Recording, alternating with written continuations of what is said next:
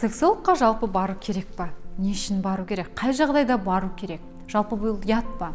Қыздар, сексологқа қазіргі таңда барудың ешқандай ұяты жоқ. Сіз күйеуіңізбен ажырап, не болмаса ұятты сөздерге қалып, стресске түсіп, өзіңізді жоғалтқаннан сізге керісінше сексологқа барған дұрысырақ. Сексологқа барған кезде олар сексолог және психолог та болып келеді. Сізді толығымен тыңдайды, сіздің ситуацияңызды тыңдайды. Мейлінше бірінші өзіңіз барған дұрыс.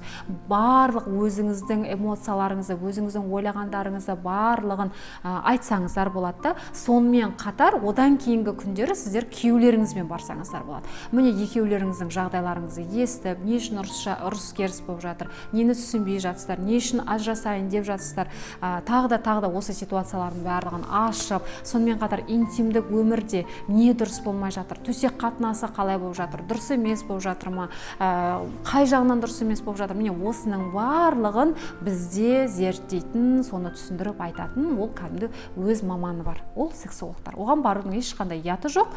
Керісінше жаңағыдай ажырасуды алдын алуыңыз мүмкін, ұрыс керіс болып жатса бір-біріңізді түсінулеріңіз болуы мүмкін, төсек қатынасының качествосы жақсаруы мүмкін. Сол себепті ода тұрған ешқандай ұятты тірлік жоқ. Өйткені қазір статистика бойынша ажырасу өте көп. Мысалға 100%-ық көрсеткішпен мысалға бір жылдың ішіне үйленетін болса, сол үйленгендердің мысалға 60%-ы, одан да жоғары пайыздар ажырасып жатыр. Неге? Өйткені олардың интимдік қарым-қатынасы дұрыс емес, бір-бірін түсінушілігі дұрыс емес, адаптация дұрыс емес. Сол себепті қыздар ажырасқаннан бұрын оның себебін анықтап, соны шешкен дұрыс. Сол себепті бір-бірлеріңізге деген сезімдеріңіз тәтті болсын, ажыраспаңыздар, керісінше көбейіңіздер, көркейіңіздер. Сіздермен бірге болған Гүлназ Сәбитқызы. Менің басқа да парақшаларыма тіркеліп кетіңіздер, комментарий қалдырып кетіңіздер. Мен бір қуанып қалайын, міндетті түрде комментарийлеріңіздің барлығын өзім оқып шығамын. Дендеріңіз сау болсын.